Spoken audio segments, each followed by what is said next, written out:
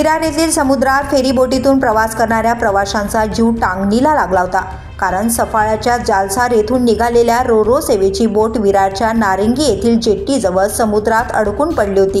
जेट्टीच्या रॅम्पचा hydraulic pump तुटल्याने बोट जवळपास 1.5 तास अडकून पडली होती।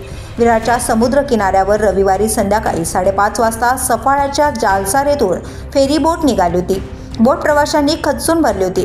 विरारच्या नारिंगी जेट्टीजवळ ही बोट थांबणार होती, मात्र येथे बोट अडकल्याने प्रवाशांची मोठी तारांबळ उडाली।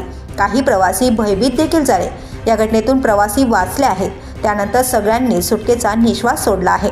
समुद्र आणि बंदरे विकास मंत्री नितेश राणे यांनी या घटनेबाबत पोस्ट देखील केली आहे। नेमकी त्यांनी काय पोस्ट केली आहे? सफाळे ते विरार दरम्यान सुरू असलेली रोरो प्रवासी बोट सेवा तांत्रिक बिघाडामुळे काही काळासाठी विस्कळीत झाली।